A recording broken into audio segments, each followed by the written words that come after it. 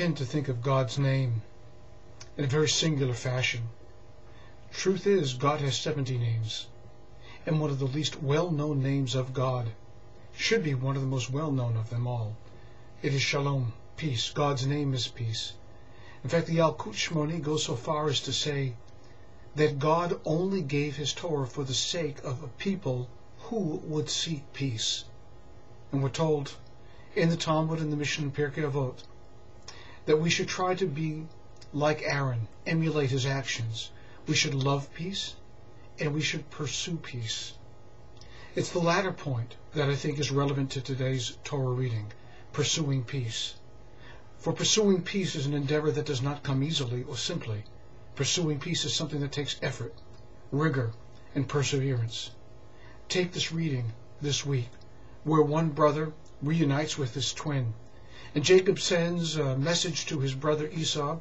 When last he heard from him, he was going to kill him, and he asked him to meet him for the sake of shalom, for the sake of peace.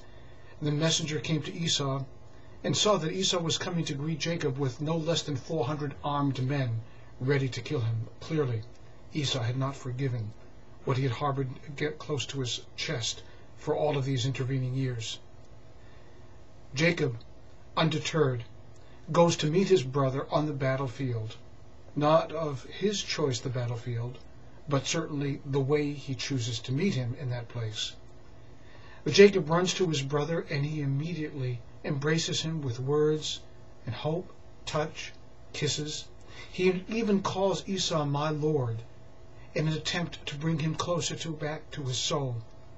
Because if Jacob cannot make peace with Esau, what hope does he have for the rest of his life? What hope does he have to find peace not only within himself, but find peace with the Lord his God at the same time?